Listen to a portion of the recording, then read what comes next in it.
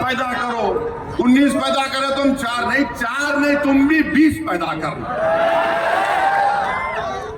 तुम्हारे को भगवान का वास्ता, तुम भी 19 या 20 पैदा करो। क्या है, मजाक है?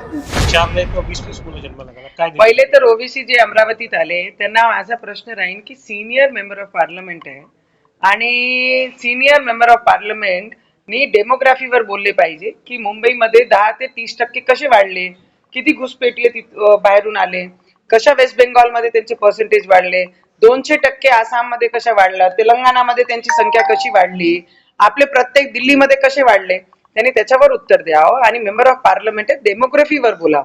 आणि त्यांना माझा प्रश्न राहणार आहे की जेव्हा त्यांना म्हणतोय आपण की संविधान पुढे राहील की इस्लाम राहील, तर ते सरळ म्हणतात इस्लाम पुढे ठेवू, संविधान आम्ही पुढे ठेवणार नाही, आम्ही या मातीचे माणसं आहे आणि इथे जन्माला आलो आणि त्याच्यासाठी शेवटचा श्वासी सुद्धा या हिंदुस्थानसाठी देणार आहे। आणि त्यांना विचारा, त्यांना माझा प्रश्न है कि भारत माता की जय बोलो, वंदे मातरम बोलो और इस्लाम को पीछे रख के संविधान को आगे रखो, हम रखते हैं, तुम भी रख के दिखाओ।